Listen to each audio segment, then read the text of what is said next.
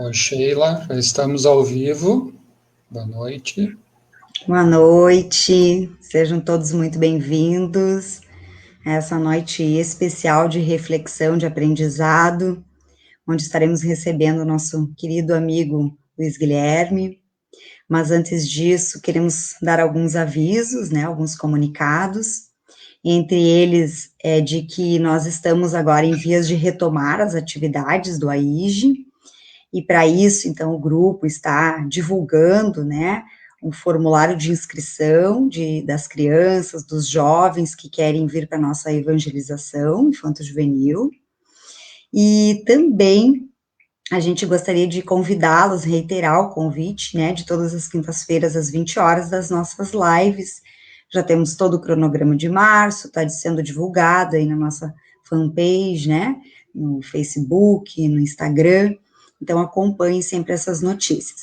Com relação aos estudos, nós estamos agora num pequeno recesso necessário, né, foi um ano difícil para todos nós, dentro das condições sanitárias que vivemos, mas em breve estaremos comunicando o retorno dos nossos estudos na segunda-feira à noite e também nos sábados pela manhã. Então, a gente vai dando estas notícias aí para vocês todos. Então, vamos, para nos harmonizarmos, então, fazer uma prece inicial e assim a gente dá início aos nossos trabalhos desta noite.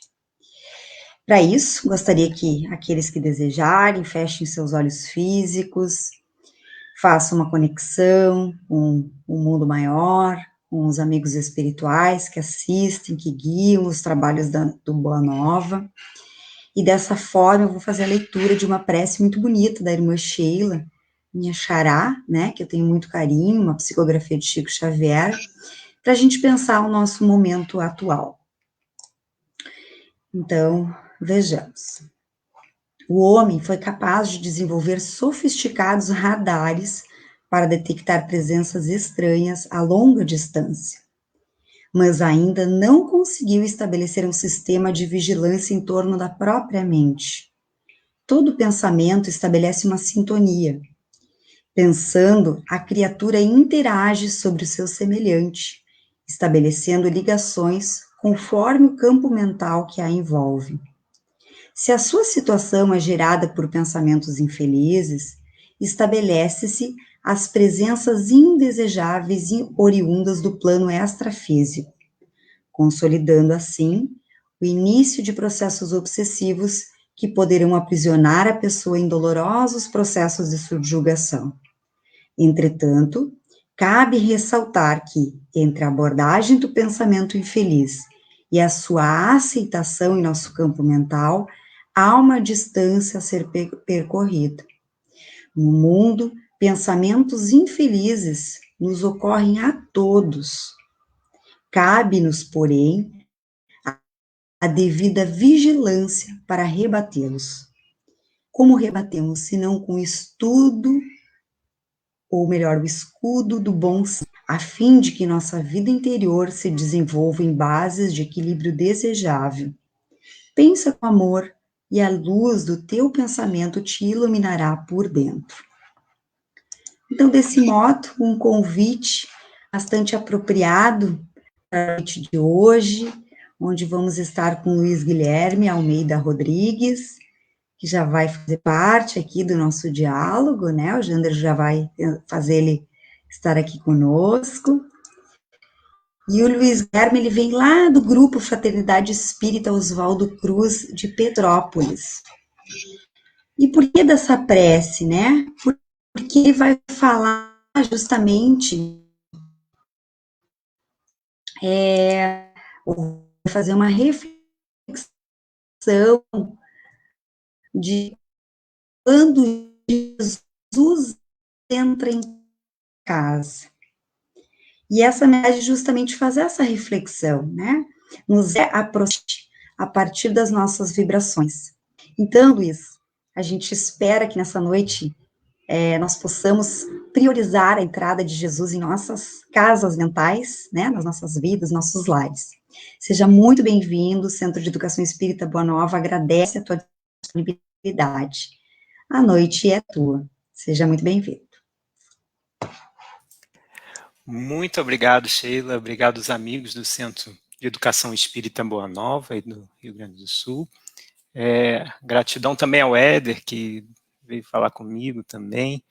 Agradeço também o carinho dele e todos os demais irmãos dessa casa, né, que a gente já acompanha o trabalho há um tempo, né, via online, de forma distante.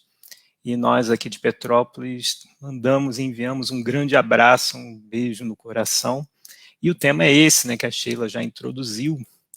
Quando, e aí a gente vai saber quando, de fato, Jesus entra em casa, principalmente nesses momentos em que nós entramos em casa, nós estamos em casa, mais tempo em casa e vivenciando o nosso lar, às vezes um pouco de forma conturbada, às vezes um pouco de forma tranquila, às vezes um pouco ansiosos. Então a gente vai entender um pouco quando Jesus entrava nas casas das pessoas. A gente conhece que, através de Lucas, do Evangelho de Lucas, é conhecido também por alguns teólogos denominado como o Evangelho das Casas, mas a gente não vai ficar somente preso a Lucas. Nós vamos também ficar, né, vamos passear também nos livros de João, de Mateus, e entender um pouco, né, essa presença de Jesus em nossos lares, em nossas casas, e como a Sheila bem falou, né, a nossa casa mental, principalmente, a nossa casa interior, esse reino dos céus que pede preparação, pede zelo, pede cuidado, pede carinho, assim como a nossa casa física pede o mesmo zelo, o mesmo cuidado e o mesmo carinho. Então a primeira pergunta que a gente pode fazer é: onde está a sua casa? Quando você vai passar o endereço para alguém da sua casa, você passa, hoje em dia a gente tem o Google, né, o Google Maps, aí você coloca o Waze, alguns usam outros aplicativos, mas aí você coloca o endereço da pessoa e o GPS vai te conduzir até o local, né, da sua casa. Mas é interessante que quando a gente vai dar detalhes da casa, a gente começa a falar assim: é um portão azul, é uma casa verde, são janelas brancas. Então a gente começa a dar detalhes da nossa casa para que a pessoa encontre esse lar e possa vir nos visitar, possa vir ter conosco. Então a gente começa a entender que esse endereço, né, o lar é algo de muito íntimo, algo que a gente tem um zelo, tem um carinho, né, janelas brancas, né, cor azul, e cada um dá uma, né, de certa forma, coloca o seu carinho, né, nessa fachada. Mas a gente quer ir mais para dentro. A gente não quer ficar só preso ao portão. A gente quer, de fato, entrar na casa de cada um, mas e que a gente também possa fazer esse movimento. Porque será, de fato, que a gente está entrando em nossos lares? Ou, às vezes, a nossa casa é como se fosse um fronte de guerra em que eu só passo a noite e resolvo tudo, minha rotina é uma batalha. Então, vamos transformar essa casa em um lar, de fato. E aí a gente vai mergulhando mais a fundo e entrando na casa mental, né? Entrando nessa casa, nesse reino dos céus. Já disse Jesus, né? Onde é que nós fundamos a nossa casa? Sobre a areia ou sobre a rocha firme? Onde é que está fundada o lar? Sobre a areia que qualquer tempestade derruba e eu já me vejo sem uma proteção, sem uma blindagem, ou eu estou, né, firmando a minha casa, arquitetando, construindo a minha casa sobre a rocha, onde não vai ser qualquer tempestade que vai derrubá-la, e a gente mantém essa rocha firme. Então vamos chegar, espero que no fim dessa noite, compreendendo essa rocha onde a gente vai, né, fundar a nossa casa e de fato lá morar. Então vamos começar primeiro, antes de passear pelas casas, que eu sei muita gente vai estar curiosa, quem quiser anota aí os trechos, né? Eu vou passar os endereços da casa, eu vou passar os endereços de cada casa no Evangelho para que vocês possam visitar depois, fazer seus estudos, seus complementos. Mas antes a gente vai em Lucas, no capítulo 10, versículo 5 e 6. Em qualquer casa que entrardes, diz Jesus, primeiro dizei, paz a esta casa. E se ali houver um filho da paz, repousará sobre ele a vossa paz. Se não houver, retornará para vós. Então, a primeira coisa que eu quero fazer aqui, nessa casa que nos acolhe, é que paz seja esta casa e que a gente possa refletir. As 12 casas, vamos ver se a gente vai conseguir passear pelas 12 casas que Jesus entrou. A primeira está lá em João, capítulo 2, versículos de 1 a 11. É a casa do enlace, casamento. É a casa do enlace do Cristo com a humanidade. O primeiro milagre, o primeiro feito do Cristo se dá nessa casa, onde ocorre as bodas de Caná, na Galileia. E a gente tem aqui, a gente vai usando o livro do Novo Testamento do Haroldo, para podermos ir, né, fazendo as leituras evangélicas. E a gente vê aqui, no terceiro dia houve bodas em Caná da Galileia e a mãe de Jesus estava lá. Foram convidados também Jesus e seus discípulos para as bodas. Tendo faltado vinho, diz a mãe de Jesus para ele, não tem vinho. Jesus lhe diz, mulher, o que queres de mim? Minha hora ainda não chegou. Diz a mãe dele aos servidores, fazei o que ele vos disser. Olha, para a casa do casamento, né, eu chamo essa casa do casamento, do enlace do Cristo com a humanidade. A gente sabe que o noivo tem sido fiel e sempre tem sido fiel. Mas e nós, nesse casamento? Será que nós andamos, de certa forma, traindo Jesus? Será que vendemos ele por menos moedas ainda do que próprio Judas? Então a gente começa a entender que esse enlace, e quando Maria fala, fazei tudo que ele vos disser, é uma inauguração, não somente dessa passagem, porque a gente lê esse trecho e fala assim, Maria falou para que aqueles que estão servindo o vinho, ou servindo a festa, façam tudo o que ele, Jesus, disser, para que possam abastecer novamente os odres de vinho. Mas não, parece um sinal de que Maria está falando o quê? Fazei tudo o que ele vos disser. Inaugura Jesus na sua vinda à terra. Fazei tudo, não somente ali naquele trecho de Caná, mas também até o fim, os fins dos tempos, até enquanto formos ovelhas desse grande pastor. Então, a primeira casa é essa, a casa do enlace, a casa do matrimônio, a casa, e não é do matrimônio qualquer, é um matrimônio, um casamento nosso com Cristo. Vivemos momentos de desespero, vivemos momentos de dúvida, de ansiedade. Ligamos os jornais, o medo aflora, a ansiedade nos inquieta, e de fato nos inquieta. Mas lembremos também, vamos sair da casa e ir para um barco, lembremos também da tempestade, quando os discípulos ficaram aterrorizados com aquela tormenta, e Jesus dormindo no barco. O movimento dos discípulos é o quê? Desperta o Cristo. E é isso que nos falta. Nesse momento de turbulência em que o mar está revolto, despertar o Cristo para que ele possa acalmar a tempestade ao nosso redor.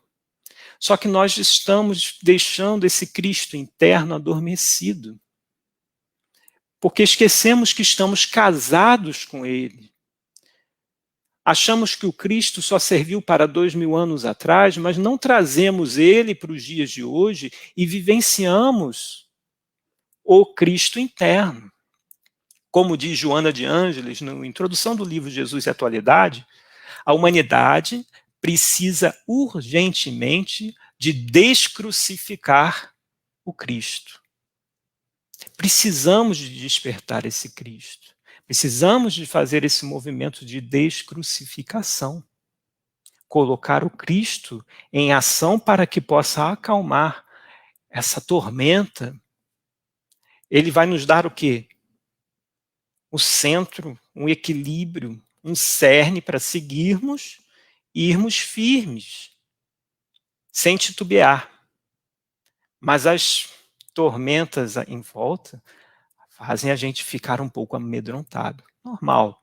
Nada que a gente precise se culpar ou gerar qualquer, sensação negativa, mas que a gente possa vencer esses momentos de melancolia, de desespero, de depressão, de ansiedade. Essa foi a primeira casa que está em João, quem está aí anotando, capítulo 2, versículos de 1 a 11. E vamos guardar esse preceito aqui de Maria, fazei tudo que ele vos disser. A segunda casa está em Lucas. Agora a gente vai entrar, vai fazer um passeio grande por Lucas. Está em Lucas, no capítulo 4, versículo 38 e 39. Aqui é a casa, de certa forma, até do autoconhecimento. É uma casa que Jesus frequentou bastante, talvez uma das casas mais movimentadas na época pelas idas e vindas do Cristo. A casa de Pedro. E nesse trecho em específico é onde ocorre a cura da sogra de Pedro e também muitas outras curas, porque não somente a sogra de Pedro foi curada. Vamos ler aqui a passagem. Após levantar-se da sinagoga, entrou na casa de Simão. A sogra de Simão estava atormentada com grande febre e rogaram-lhe por ela. Impondo as mãos sobre ela, repreendeu a febre, que a deixou imediatamente. Levantando-se, ela os servia. E depois fala que muitas outras curas foram feitas. Então ela os servia. É muito interessante quando a gente vê, hoje em dia, culturalmente, na nossa cultura, a gente tem um pouco a questão jocosa de piadas até de mau gosto com as sogras, de certa forma, um certo distanciamento.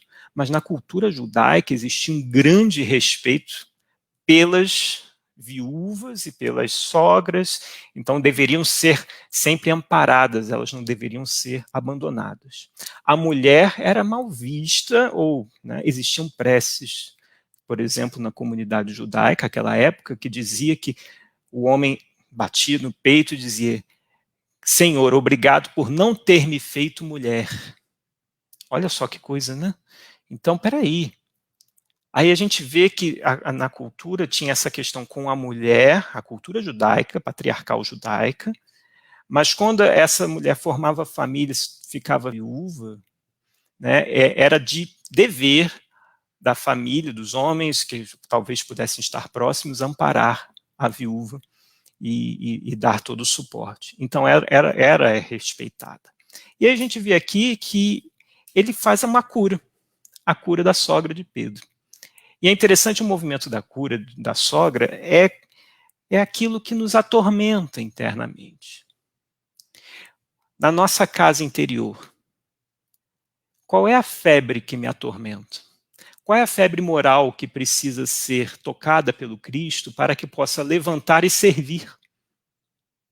Qual é a febre que nos incomoda? Qual é a má inclinação que está lá deitada e, de certa forma, prostrada, fazendo com que todo o ser também fique prostrado, fique sem movimento?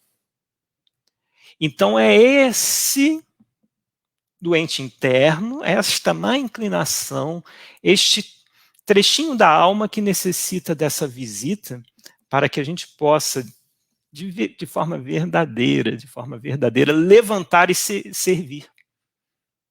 Levantar e servir. Eu gosto muito de uma frase do Alberto Almeida, deixa eu ver se eu não vou me enrolar com a frase, que diz assim, do ego, falando sobre o ego. O ego é um péssimo senhor, mas um ótimo servo. É muito interessante essa frase, porque quando a gente coloca os nossos pendências morais, as nossas inclinações para trabalhar em favor do amor, ou seja, o eu espírito ter as rédeas dessas más inclinações e poder direcioná-las para um bem maior que impulsiona o espírito para mais alto, a gente consegue, de certa forma, fazer a cura, essa cura dessa febre interna nossa.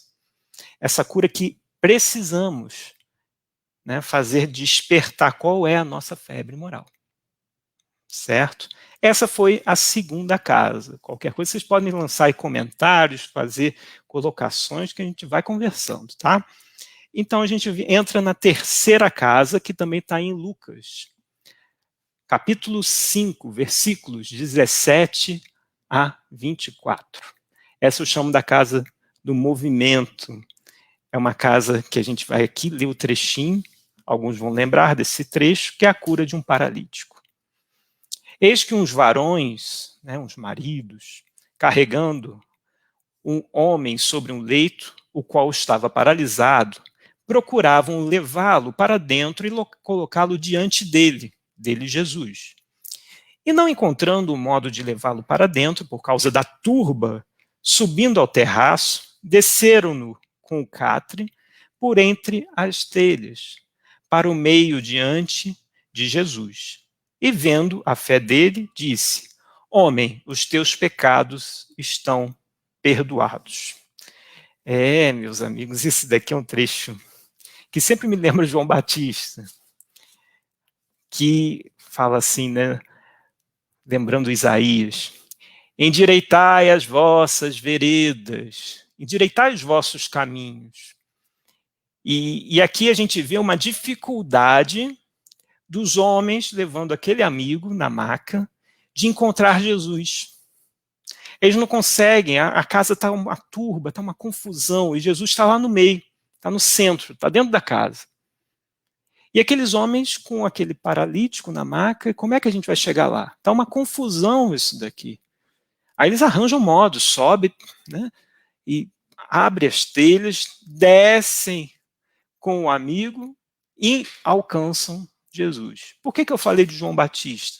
Porque quando a gente já deixa essa vereda, esse caminho com a providência divina já endireitado, já aberto, limpo, é mais fácil eu acessar esse caminho. Você está lá no banco, estressado, na fila. Você está resolvendo uma questão burocrática que às vezes gera um estresse, uma fila de espera, às vezes, de 2 horas. Aquilo confuso, aquilo, né, às vezes, atrapalhado. E aí você começa a sair, esquecer tudo, né, que a gente lê no Evangelho, a gente esquece tudo que a gente leu no Livro dos Espíritos, tudo que a gente vai estudando com a doutrina espírita, a gente esquece. Porque eu não endireitei a vereda. Nesses momentos é que tem o testemunho. É nesse momento que eu vou entrar em prece e conseguir fazer uma conexão direta. Se a minha vereda, se meu caminho estiver limpo. Então, endireitar essa bagunça mental que está nos atrapalhando, nos atordoando, fazer um caminho reto. Agora, qual é essa turba? É interessante quando o Evangelho fala da turba, porque a turba sempre vai relembrar o quê? Aquele falatório, burburinho, um monte de gente passando para lá e para cá, uma confusão. Só que a gente está lendo também o Evangelho, a gente tem que ler isso internamente, trazer todas essas figuras para o nosso coração. Qual é a turba do meu coração? Qual é a minha turba mental? É esse monte, como diz Kardec, os 1000 nadas, né? É esse monte de pensamento que fica em volta e nos atrapalha o acesso ao que é de fato essencial. A gente vai chegar lá na casa de Marta e Maria e vai repetir isso. O que é essencial? Então, peraí. O que é de verdadeiro? O que é de... Foi assim, pontual. E o que é essa bagunça mental que eu devo serenar, acalmar, tranquilizar? Isso aqui é a nossa turba. É a nossa turba interna, que vai fazer movimentos para que nós estejamos paralisados. Tanto é que a cura é de um paralítico. O paralítico representa a falta de movimento. E todos esses pensamentos, todos esses 1000 pensamentos que nos atordoam, essa turba que não permite a gente chegar no cerne da situação, eles paralisam o ser. Não permitem o movimento. Não permitem que possamos alcançar o centro da situação. Então, é a casa do movimento. Precisamos fazer o movimento de acalmar essa turba interna. Tem uma história, o pessoal de Petrópolis vai ter que ouvir de novo, né, essa historinha, porque eu sempre, quando eu estou numa casa nova, eu conto essa história, que é uma forma lúdica de representar a nossa encarnação e que relembra um pouco até esse movimento da terceira casa. Acho que vale a pena trazer aqui. A nossa encarnação, ela é como se fosse aqui em Petrópolis e aqui no Rio de Janeiro, a gente conhece como loja de R$1,99. Quem for aí do Sul, vocês me comentem aí que tipo de loja é essa, como ela é denominada. Mas são lojas de pequenas utilidades, brinquedos, coisas de limpeza. Aqui se chama loja de R$1,99. Né? São coisas miúdas, coisas que piscam. Quando você vai comprar coisas né, de cozinha, você vai lá, tem a esponja, tem umas coisas diferentes, tem vassoura, tem de tudo nessa loja. Então a nossa encarnação é muito semelhante a isso. É semelhante a essa loja. Quando eu vou encarnar, a gente está fazendo o nosso planejamento reencarnatório com o nosso mentor. E aí o nosso mentor fala assim, olha, o que você tem que fazer é entrar nessa loja, ir até o fundo dela, pegar um rodo e trazer de volta. Só isso que você tem que fazer. Entra na loja, pega o rodo, traz de volta e você terá cumprido com a sua missão espiritual. Tá bom. Então a gente encarna, mas no que a gente encarna, no que a gente entra na loja, a gente esquece o tratado. Ele está lá combinado, tá como uma semente dentro de nós, e a gente precisa fazer esse movimento de busca. E a gente começa a andar na loja. A loja é o mundo, é a Terra, o planeta Terra. Como diz André Trigueiro, né, os espíritas deste século têm que vencer as questões de distração, que hoje em dia tem muita luz piscante, tem muito sonzinho que chama atenção e desvirtua daquilo que é essencial, daquilo que é o nosso caminho reto. Então a gente entra na loja e a gente olha, nossa, olha que interessante, eu acho que eu vou precisar disso. E aí começa a colocar um monte de quinquilharia que não vai precisar. E pega dali, pega aqui, vai enchendo a cestinha. Chega até o fim da loja, onde tem os materiais de limpeza. Olha o rodo. Não, acho que isso eu não vou precisar. E segue, e vai pegando um monte de coisa que não precisa. Isso daí são as questões emocionais nossas, que a gente vai enchendo na nossa cestinha, vai colocando no nosso peso aqui, vai pesando, a gente vai ficando cansado da própria vida, porque a gente está pegando coisa que não é nossa. E aí a gente vai retornando para sair da loja, só que antes de sair da loja eu tenho que bater as contas com a caixa. Aqui a gente pode ver como o caixão, o momento do desencarne. E quando a gente chega lá para fazer as contas dessa encarnação, o nosso mentor reaparece e começa a olhar assim, bonito isso, interessante. A gente até fala, olha, eu trouxe esse lápis aqui para o senhor, que eu acho que o senhor vai precisar. Não, que bom. Mas cadê o rodo? O rodo? O rodo. A gente sabe com o espiritismo que a gente vai ter outras oportunidades de pegar esse rodo. Mas nas próximas oportunidades, nas próximas encarnações, o estoque desse rodo vai estar menor, vai estar mais escondido na loja, a loja vai estar mais cheia. Então, essa turba, essas luzes, os cantos das sereias que nos chamam a atenção e tiram a gente do norte, do objetivo central da nossa vida. Cuidado. A prece ajuda muito, às vezes momentos de meditação ajudam muito a acalmar essa turba e eu lembrar do meu objetivo. Objetivo de espírito imortal. Porque nós, às vezes, nos dizemos espíritas, mas nós nos esquecemos que somos eternos. À nossa frente tem a vida eterna, mas a minha preocupação é sempre com o hoje, o amanhã, e nem o hoje, é com o ontem, porque hoje em dia tudo é para ontem. E esse tudo para ontem gera uma ansiedade. E a ansiedade, às vezes, é um pouco da questão do orgulho, nem sempre, mas às vezes é um pouco da questão do orgulho, porque o ansioso sempre quer estar aonde não está. Ele sempre quer estar planejando com perfeição o próximo passo. Então, ele é muito importante para estar aqui nesse momento, então ele está sempre planejando. Mas quando chega lá onde ele queria estar, ele já está pensando no próximo passo. Então, é tudo para ontem. Ele já planeja o amanhã no hoje. Olha só que confusão que a gente faz. Olha que bagunça que a gente faz. Então, meus amigos, terceira casa do movimento e de acalmar a turba. Acalma essa confusão mental, vamos acalmar. Aí a gente entra na quarta casa. A quarta casa, a casa de Levi, está em Lucas, no capítulo 5, versículos 29 a 32. Levi fez uma grande recepção para ele, na sua casa. E havia uma turba de publicanos. Olha aí, a turba sempre atrapalha. Quando a gente vai ler o evangelho e tem turba, você já fica de olho assim, fala assim, turba é confusão. É muito pensamento, é muita coisa que faz a gente ficar meio desnorteado. Havia uma turba de publicanos e outros que estavam reclinados à mesa com eles. Os fariseus e seus escribas murmuravam, dizendo aos seus discípulos dele, por que comeis e bebeis com os publicanos e pecadores?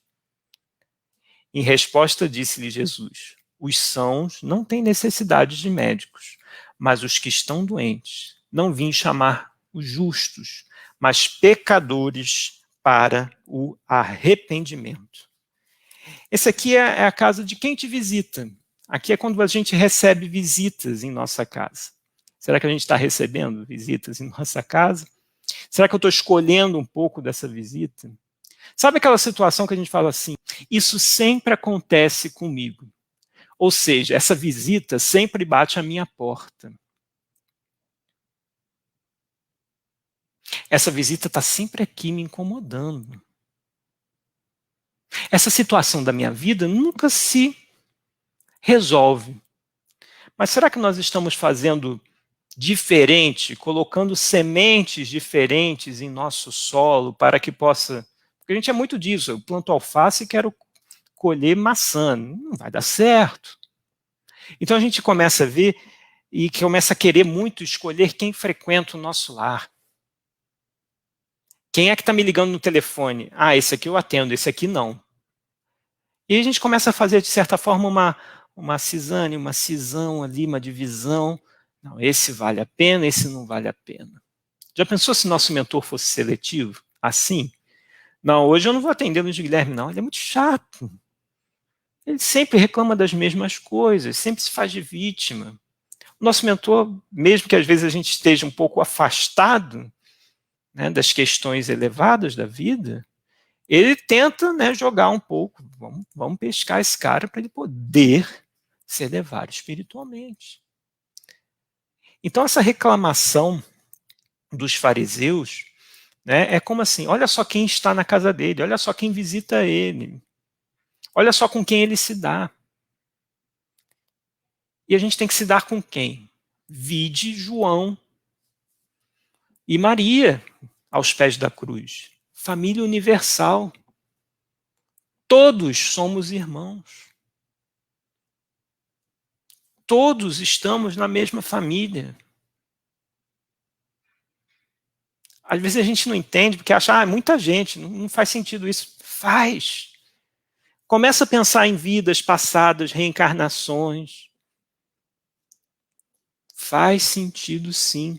Não podemos coisificar o próximo. Não podemos, eu falo sempre isso. Atendente de telemarketing é perfeito para esse exemplo. A gente fica com raiva do atendente de telemarketing, né? Manda, às vezes, ele passear, não é isso? A gente xinga. Por que a gente fica tão revoltado? Ele está lá no emprego dele. Ele é espírito eterno como nós.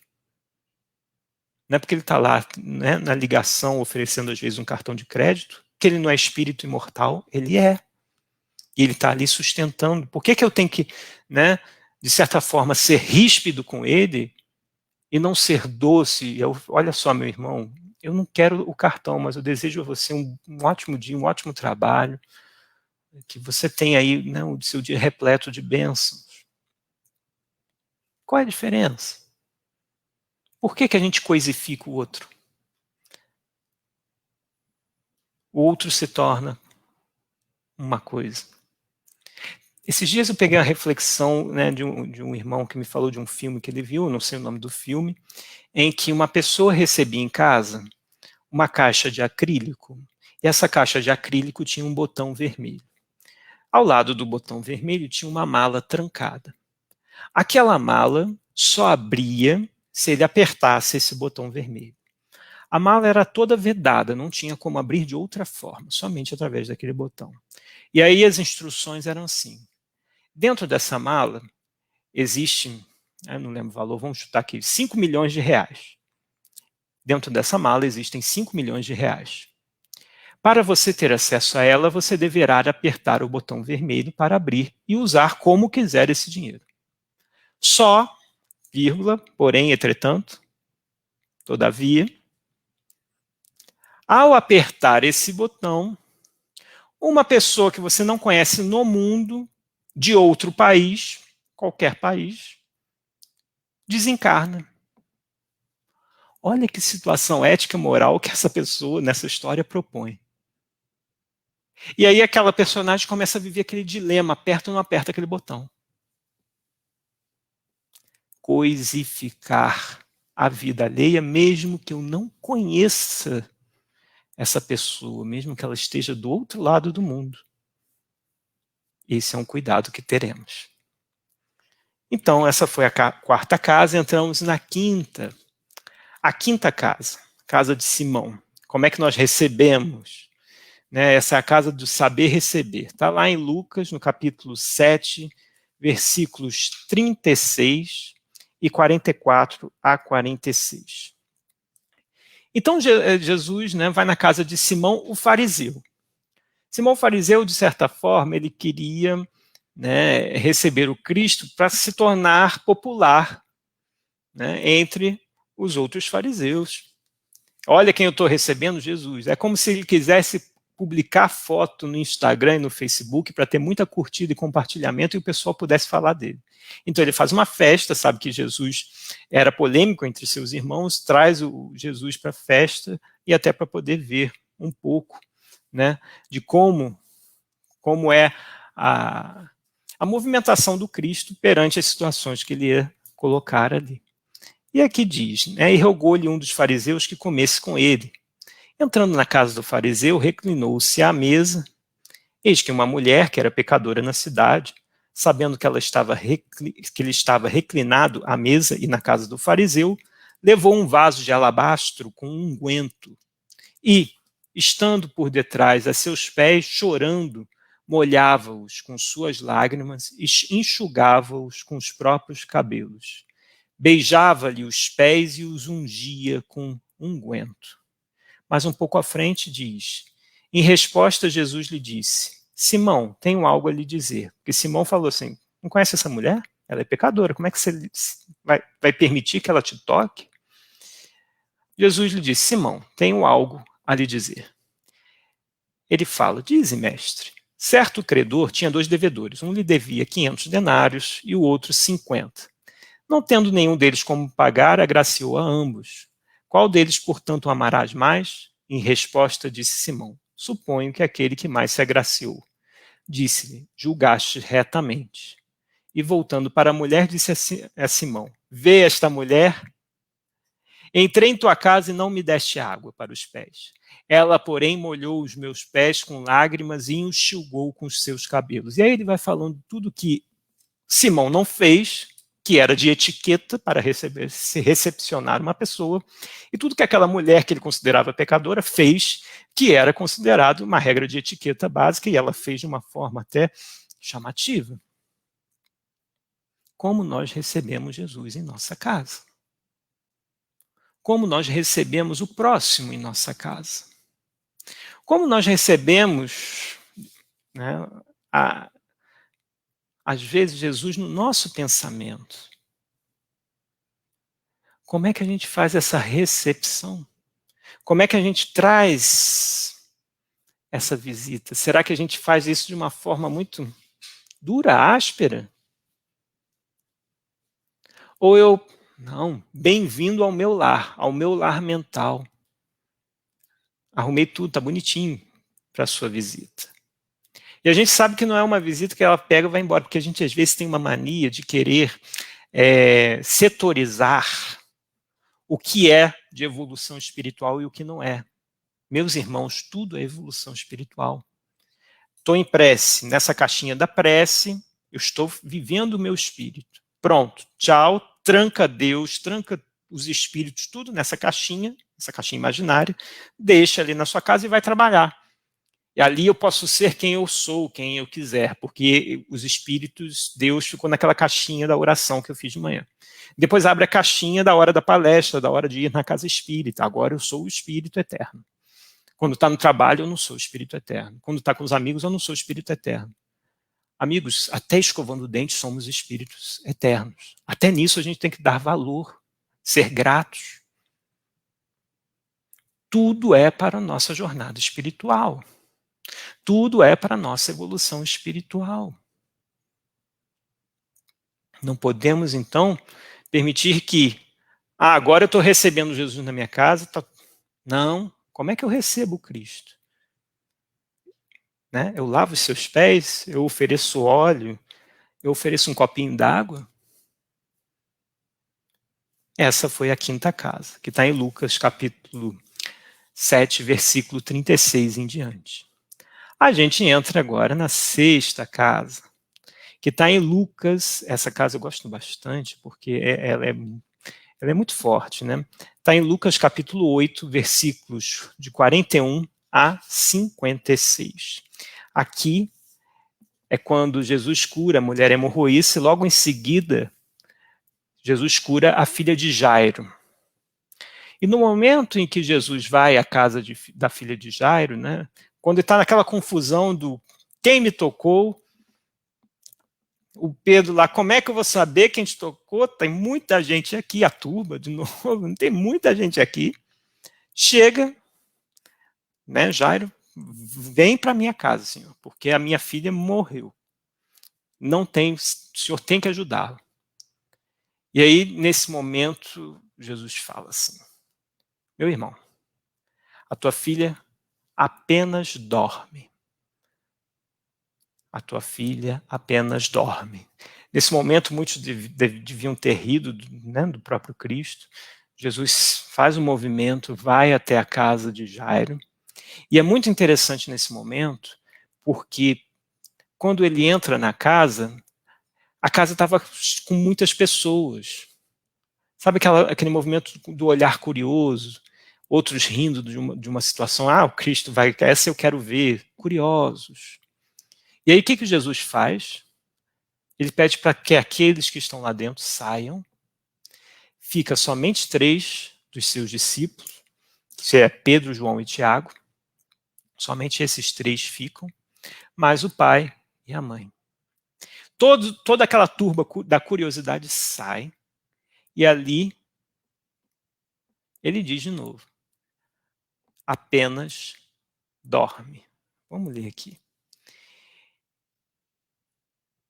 Está aqui. E zombavam, é interessante a palavra, e zombavam dele sabendo que ela morrera. Ele, agarrando a mão dela, chamou dizendo: menina, levanta-te. O espírito dela retornou e imediatamente levantou-se e ordenou dar-lhe algo de comer. Isso é muito impactante, porque quando ele fala apenas dorme, a gente tem que fazer a reflexão do que a gente acha que morreu na nossa vida. Será que a minha esperança morreu? Que apenas ela está dormindo? e eu tenho que fazer o movimento de despertar. Se lembra que a gente falou lá no início, de despertar o Cristo para acalmar a tempestade? É agora esse momento que a gente está aqui repetindo. O que eu tenho a impressão que morreu na minha vida, mas vem Jesus e fala, calma, meu irmão, apenas dorme. Desperta. Levanta. É como diz na lição do Evangelho segundo o Espiritismo sobre a melancolia, vence com todas as tuas forças esse estado que te influencia negativamente. Levanta. Acorda, desperta.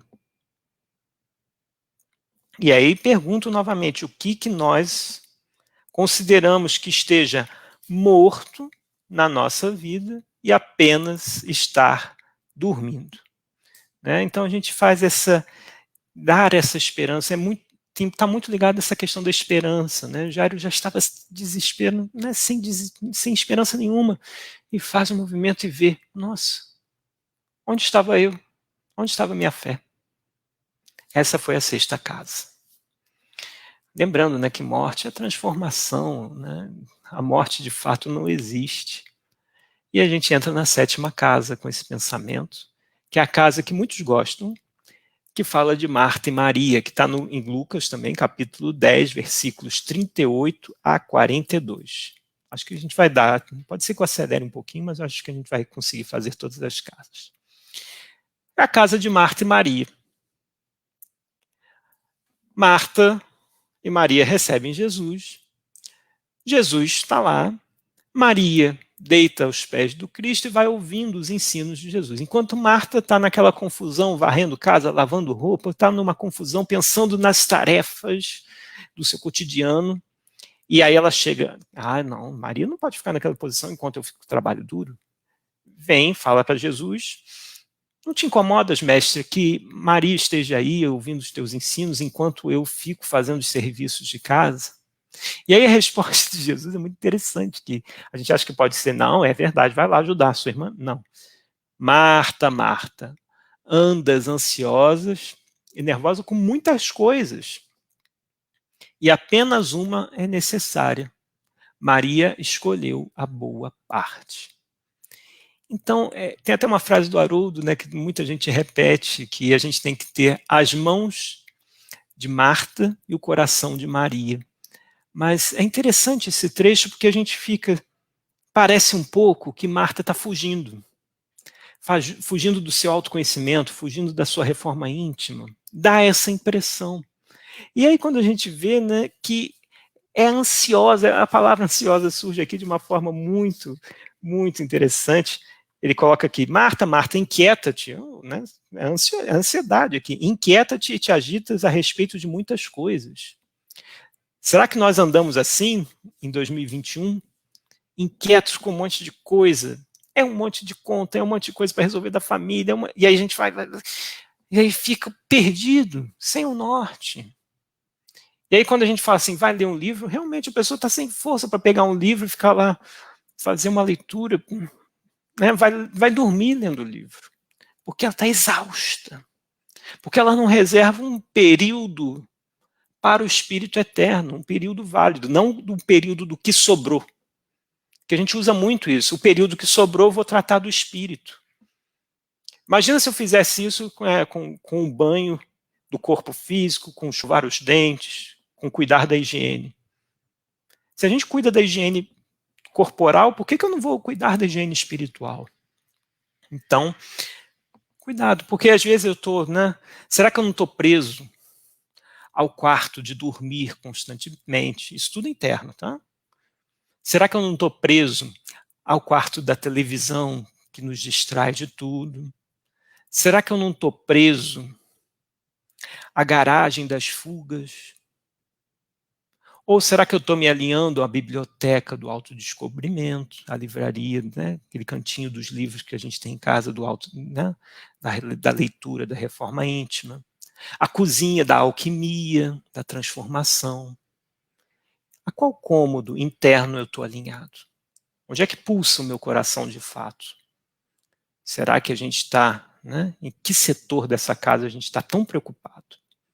E lembrando, somente uma é necessária. Entramos então na 8ª casa. Essa é uma casa que eu não posso deixar passar. Depois eu vou comentar outras casas, não vai dar tempo mesmo, eu acabei de ver aqui, faltam 10 minutos. E a 8ª casa a gente não pode deixar de passar, que é uma casa muito significativa. É a casa de Zaqueu. Está em Lucas, no capítulo 19, versículos 1 a 10. Deixa eu abrir aqui o trecho, se a gente precisar consultar, está aqui. Isso. Aqui, Jesus e Zaqueu.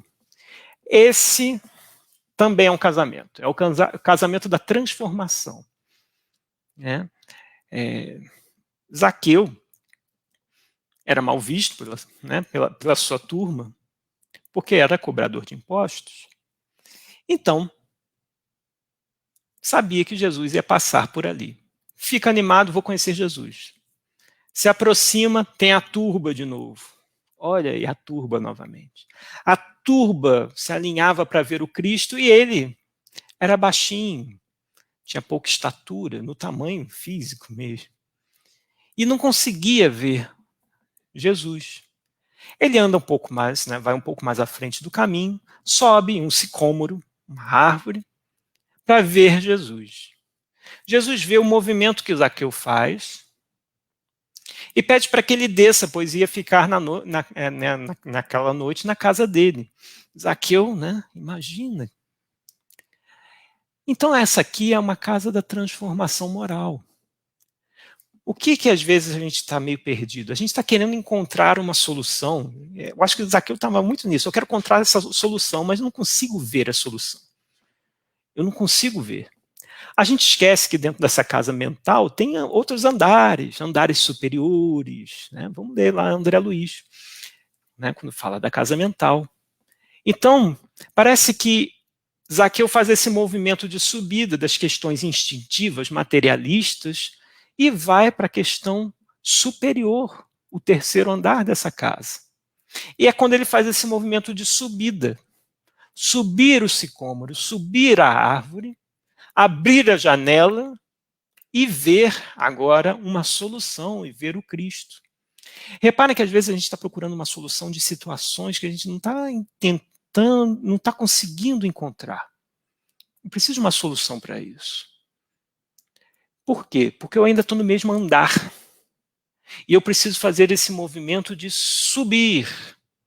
Subir em sintonia, subir na casa mental, ou seja, pensar de outras formas, em outros aspectos, a própria questão que se vivencia.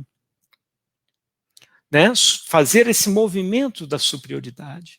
E abrir a janela e enxergar essa nova solução. Enxergar esse novo horizonte, enxergar de fato essa nova forma de ver, esse novo viés que faltava, e aí fazer novas escolhas, como ele faz mais à frente, fazer novas propostas de vida. Então, é uma casa que me toca muito, que mostra novos olhares, e assim a gente vai seguindo nas casas. Entramos, então. Deixa eu ver qual. Eu vou selecionar agora, gente. Que eu vou ter, a 9ª casa vale a pena e a 10ª. A 11ª, a 12ª eu vou passar para vocês, depois vocês deem uma analisada, certo? Então vamos lá para a 9ª casa. Está em Lucas, como não é diferente, por isso o evangelho de Lucas é considerado o evangelho das casas. Está lá em Lucas, no capítulo 22, versículos de 10 a 14. Versículos de 10 a 14. Os preparativos da Páscoa. A gente tem aqui uma passagem que eu vou ler, porque ela não é muito conhecida, às vezes passa um pouco. É quando eles estão fora da cidade, vai haver a preparação da ceia, da Páscoa, que Jesus queria ter com seus discípulos antes da crucificação, antes dele ser preso. E eles estão do lado de fora da cidade, para não serem presos, e ele pede para que um dos seus discípulos vá até dentro da cidade e encontrem, olha só. Eis que ao entrardes na cidade, vos encontrareis com um homem que carrega um cântaro. Um cântaro, como se fosse um jarro de água. Um cântaro de água. Seguiu até a casa que ele entrar. e direis ao senhor da casa: o mestre diz, onde está o quarto de hóspedes, no qual hei de comer a Páscoa com os meus discípulos. Só esse trecho que a gente vai analisar. A gente fala assim, gente, uma cidade. Jesus pede para que eu encontre um homem carregando um cântaro d'água. Isso é impossível. Não é impossível. É engraçado que sempre na fala do Cristo tem uma coisa que chama a atenção. Esse trabalho de buscar água no poço, de carregar os cântaros d'água, não era trabalho dos homens. Eram trabalhos da mulher. A mulher é que fazia isso. É como se a gente, né, de certa forma, não é de uma forma pejorativa que eu vou falar, mas por exemplo, motorista de ônibus, a maior parte são homens. Quando a gente vê uma mulher, aqui em Petrópolis pelo menos é assim, eu não sei como é que é aí no sul, mas quando a gente vê uma mulher dirigindo um ônibus, né, um ônibus desses, né, que a gente pega para ir para o trabalho, que a gente pega, né, para fazer uma viagem dentro da cidade, quando a gente vê uma mulher, a gente até pensa, que interessante, uma mulher dirigindo ônibus, legal. Então chama atenção. Então isso chamaria atenção. Um homem carregando um cântaro d'água ia chamar atenção. Ia lá, um homem carregando um cântaro d'água. Que coisa diferente de se ver.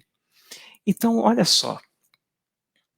O que Jesus está querendo nos chamar atenção é: olha para aquilo que é diferente. E dê valor àquilo e siga aquilo. O quê? São questões que não acontecem toda hora e todo momento na nossa vida. O nascimento de um filho, às vezes o desencarne de um parente próximo, um casamento, um emprego novo, situações que não ocorrem no cotidiano, mas de repente chamam a atenção. Então, para a gente, imagina, o nascimento de um filho. É um espírito novo adentrando ali, né? Um espírito novo, um espírito, né, adentrando a família para poder fazer a sua construção, para a gente poder educar, a responsabilidade nossa. Então, essa é a casa do ciclo, das renovações, de estar atento às questões que às vezes a gente não percebe, porque passou o olhar de forma rápida. E a gente tem que perceber, a gente tem que se atentar, a gente tem que estar de olho vivo para essas situações e seguir o homem, como ele disse, segue o homem do cântaro d'água. Valorize essas situações específicas da sua vida. Seja grato. E aí a gente entra na 10ª casa, que vai ser a última, que é uma casa da confusão. É a casa do julgamento. É a casa de Caifás. Ela está em Mateus, essa a gente já vai para outro livro aqui do Evangelho. Mas em Mateus capítulo 26, versículo 57. Os que agarraram Jesus o conduziram ao sumo sacerdote Caifás, onde os escribas e anciãos estavam reunidos. Pedro o seguia de longe até o pátio interior. Reparem só. Pedro seguia de longe até o pátio interior da residência do sumo sacerdote. Após entrar no pátio, sentou-se com os servidores para ver o fim. Os sumos sacerdotes e o sinédrio inteiro procuravam um falso testemunho contra Jesus. Então, Caifás ele não permite que Jesus entre na sua casa. Também não permite que ele fique fora. Então ele fica naquele local. Já viu quando a gente vai receber uma visita, a gente não quer deixar a visita entrar em casa, aí a gente deixa ela ali na porta, ou deixa ali numa varanda, ou num quintal. Então é um pouco da casa da indecisão. Demonstra o local também onde nós castigamos. É como se fosse o local onde a gente fica falando da vida dos outros, né? Fica lá na janela, fica na varanda, fica descascando a vida dos outros. Então, todo cuidado é pouco com essa visão dessa casa, porque é o pátio, às vezes, que a gente acha que ninguém está vendo, mas eu estou ali, naquele momento de dúvida, eu deixo Jesus entrar ou não deixo? Porque está uma bagunça aqui dentro. Será que eu vou permitir esse movimento de entrada do Cristo? Não, acho que não. Porque tem tanta coisa, tem tanta sombra, tem tanto erro, que ele vai me acusar. Então, para que ele não me acuse, eu acuso ele.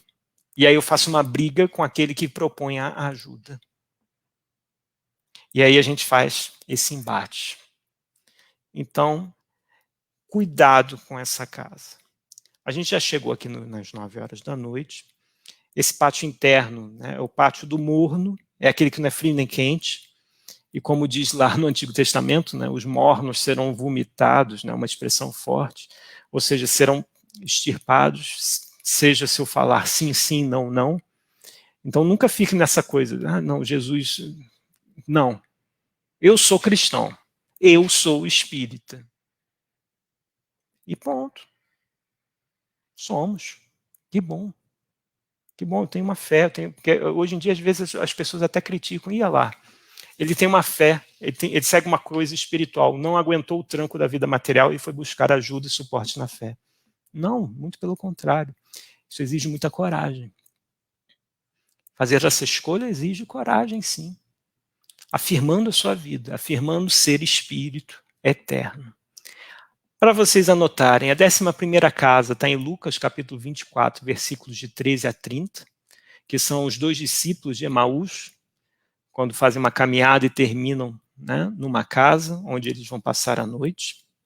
Depois a 12ª casa está em João, no capítulo 20, versículos 19 a 29, que é onde a casa trancada e da mudança, que é quando os discípulos se trancam numa casa com medo após a crucificação do Cristo, e mesmo assim Jesus consegue entrar na casa, né? A casa está trancada e de repente surge o Cristo, e tem aquela conversa com Tomé, né? Deixa eu tocar as suas chagas.